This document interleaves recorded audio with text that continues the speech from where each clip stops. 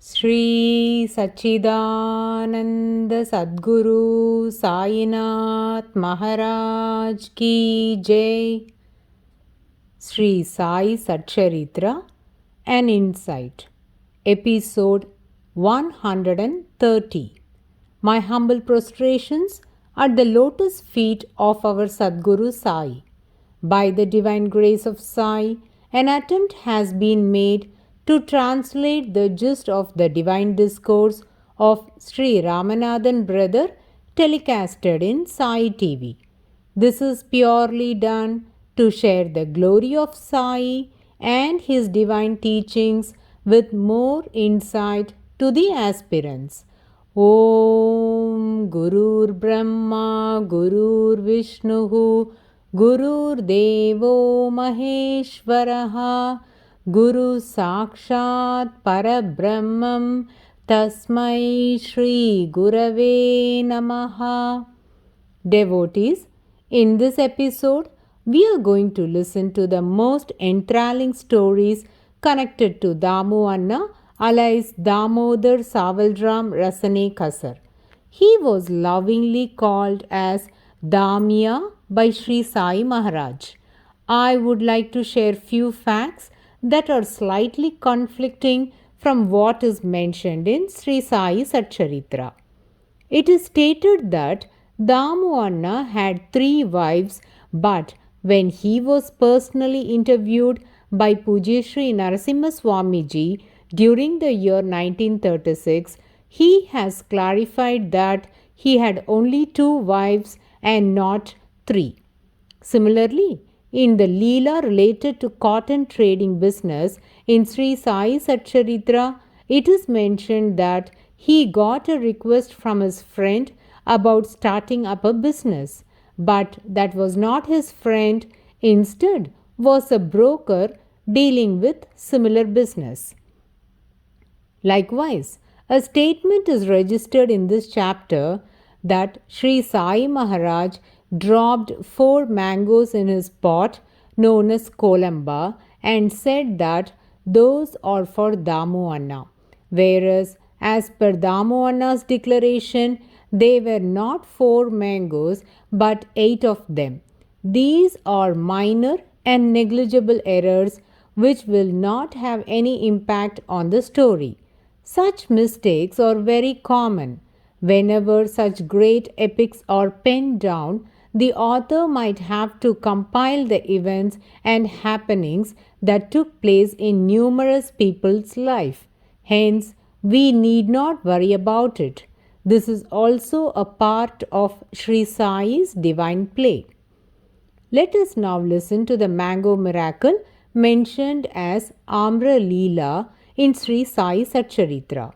Once, a devotee from Goa by named Raleigh, a Mamlatadar, sent a parcel to Shama containing Alfonsa mangoes to be offered to Sri Sai Maharaj.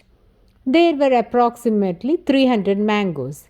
The parcel came to Kopargaon and from there to Shiradi addressed to Shama.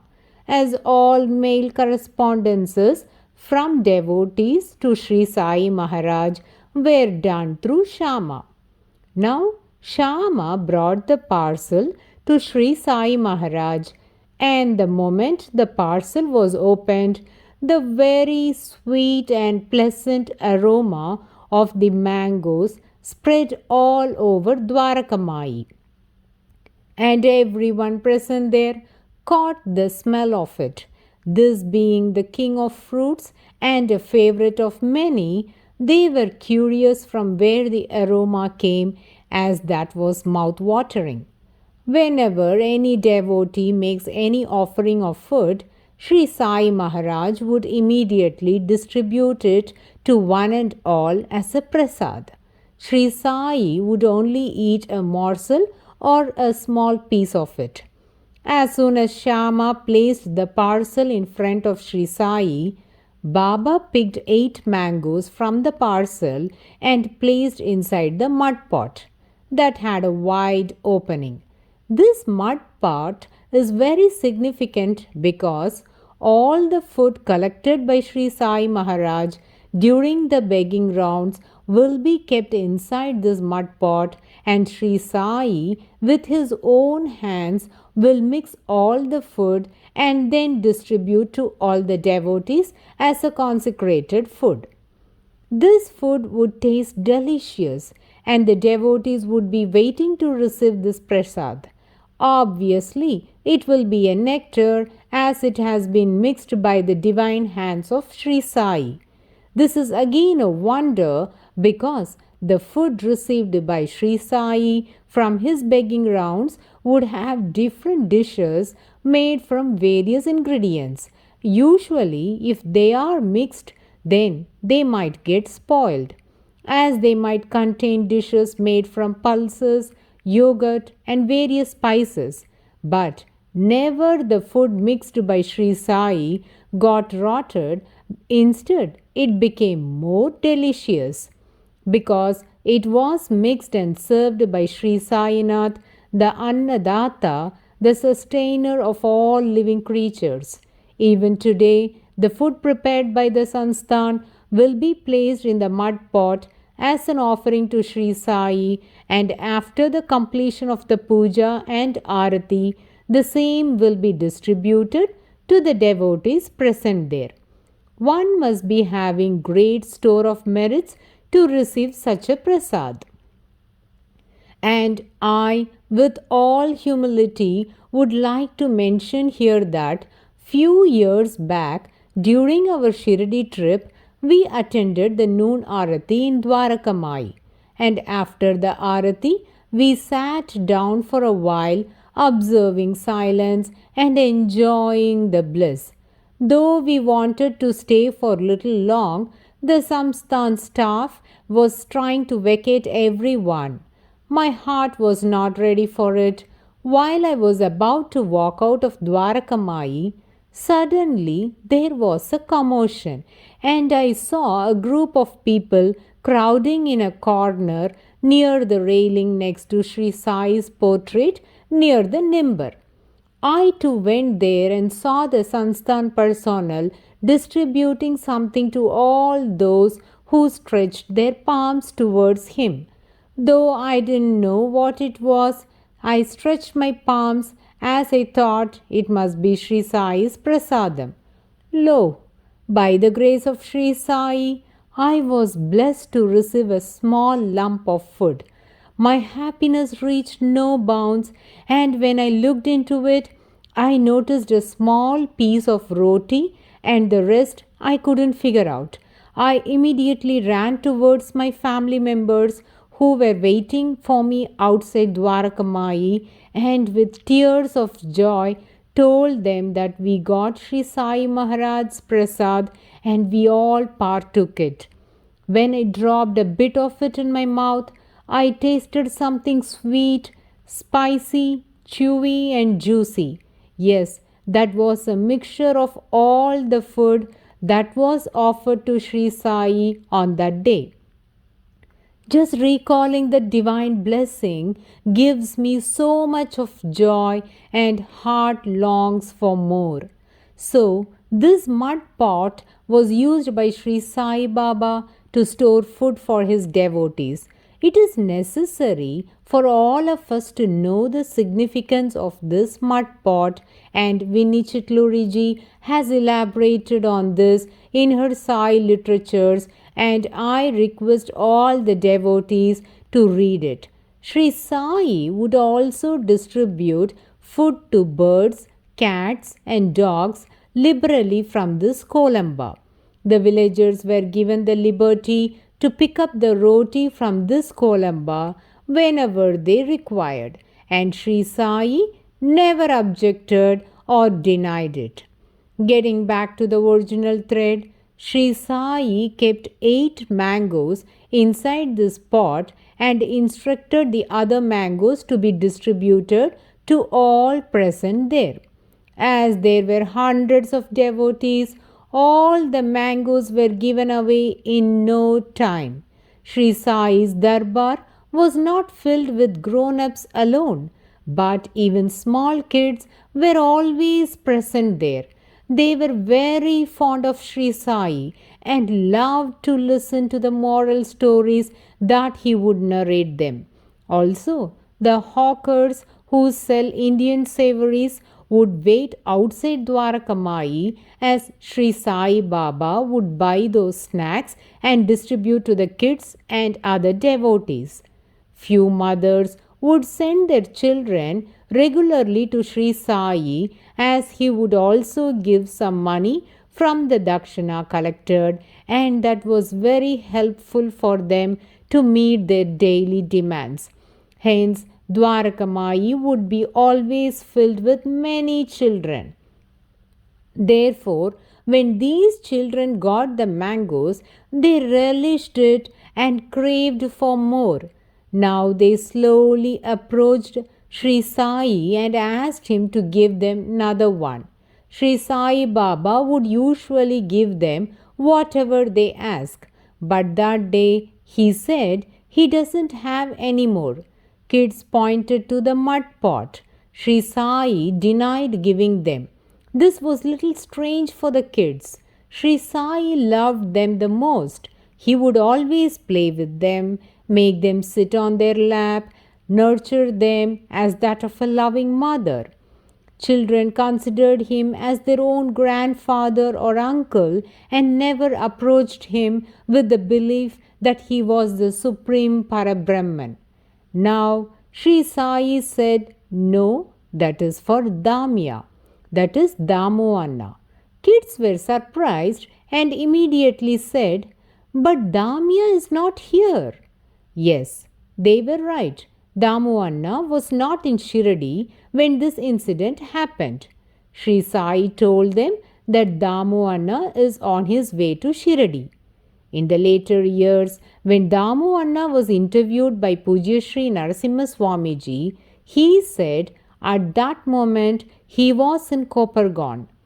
All-pervasive Sri Sai Maharaj knew who would be where at which moment, hence he saved those mango fruits for Damu Anna. The kids were eyeing on those mangoes and they were surprised that Sri Sai denied to give them, because whenever they approached him, he would happily give away whatever they asked for. So, this denial of Sri Sai Maharaj was little strange for them. Meantime, Sri Sai Maharaj went out, probably to Landibag or on his begging rounds, and the children used this chance to take away 4 of the mangoes from the mud pot.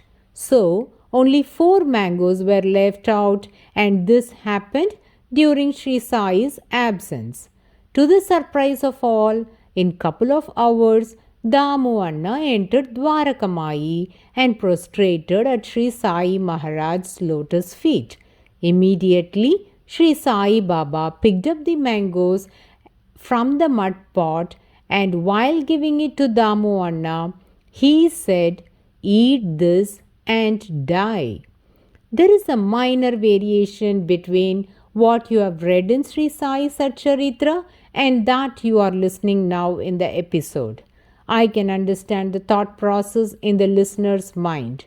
You might have read in Sri Sai SATCHARITRA that while Sri Sai was placing the 4 mangoes in the mud pot, Sri Sai Baba said that these are meant for Damu Anna.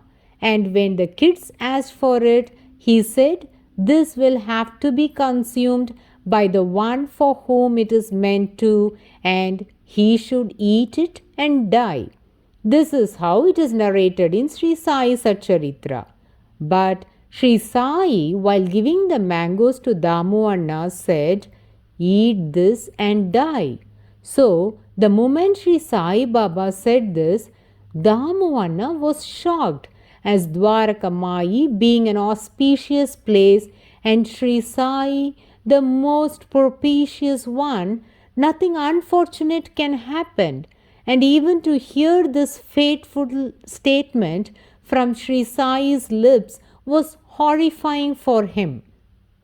He was taken aback.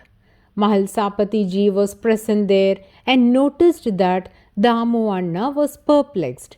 Mahalsapati ji immediately said, Damya, even if one has to die in this holy shrine at the divine feet of Sri Sai, then that would be the most blessed way to leave this body. Hence, don't worry and please eat the mangoes without hesitation. Devotees, why did Sri Sai Baba utter these words? What is the significance of it? We knew his words are always pregnant with meanings. So let's ponder more on it. Puja Sri Narasimha Swamiji has expounded in detail on this in his Sai literature, Life of Sai Baba. Let's listen to it now. In this context, Sri Sai Baba did not refer to the physical death but only to the spiritual death. Pramado mrityuraham bravimi.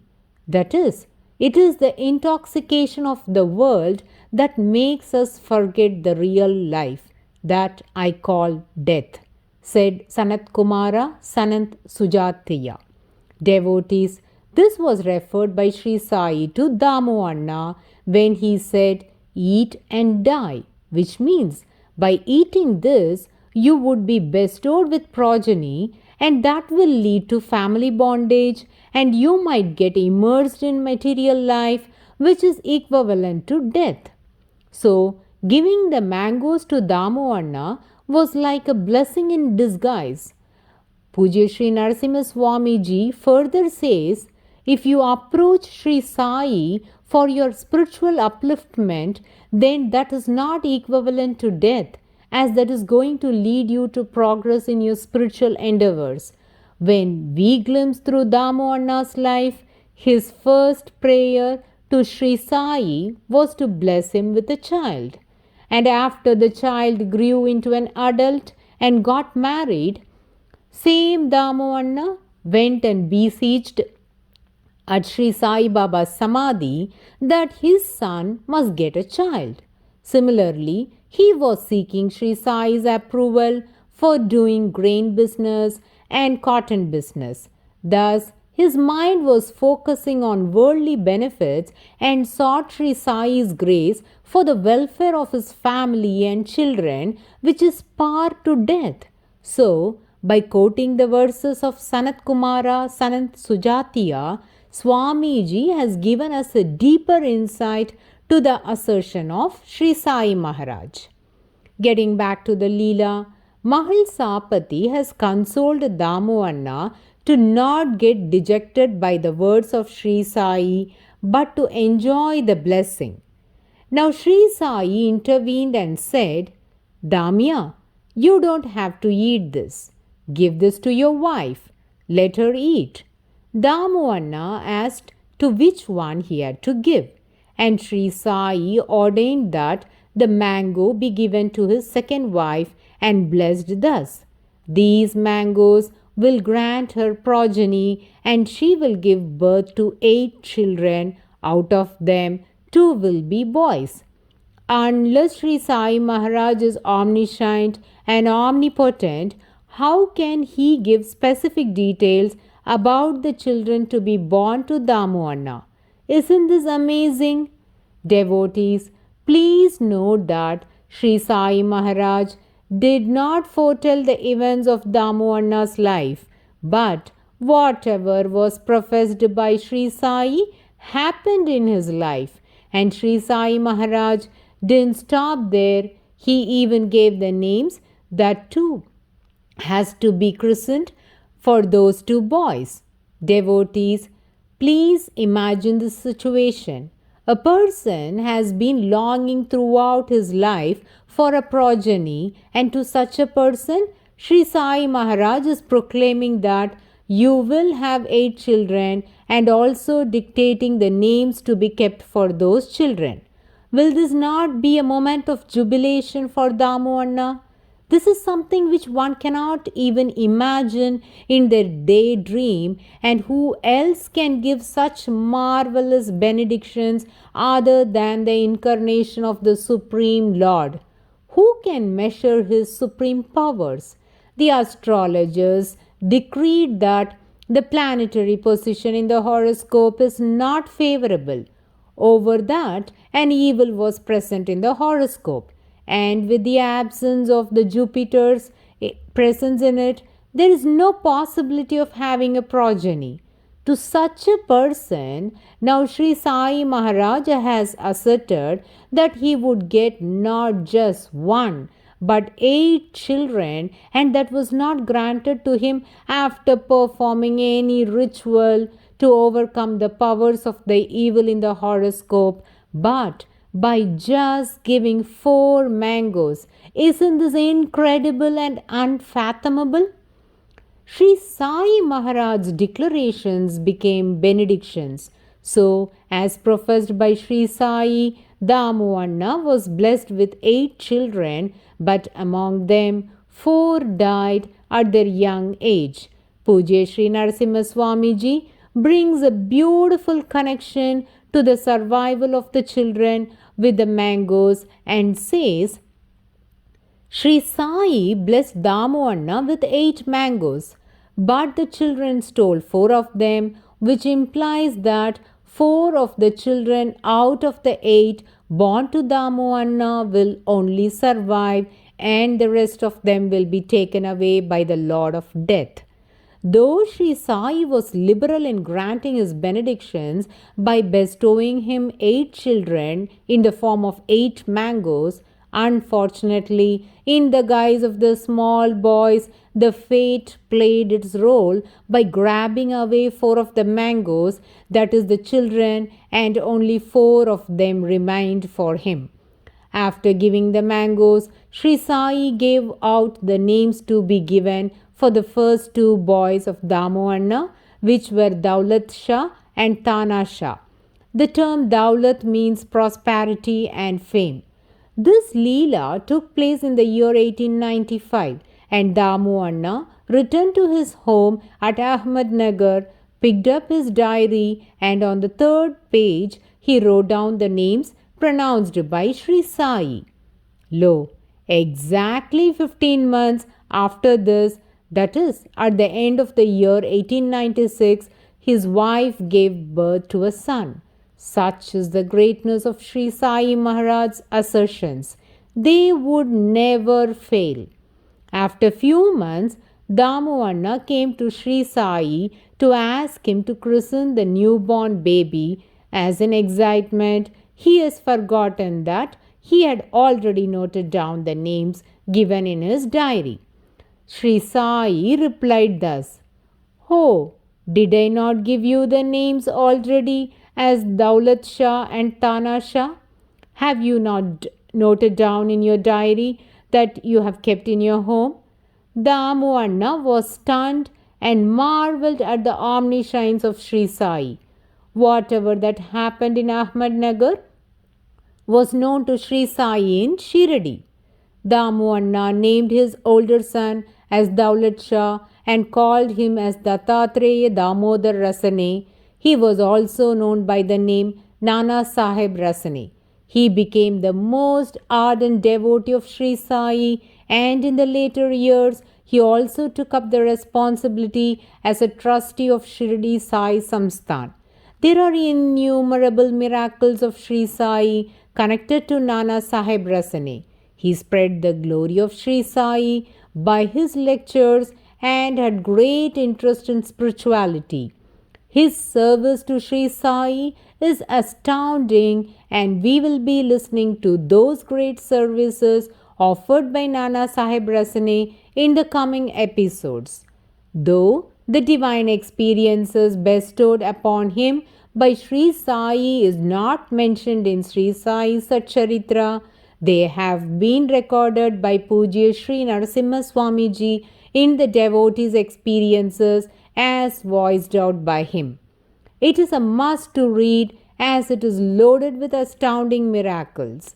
Sri Sai also played another divine sport which is similar to Amra Leela of Damu Anna, but who experienced those unfathomable miracles and when can be heeded in the coming episode. Bow to Sri Sai. Peace be to all. Om Sai Ram.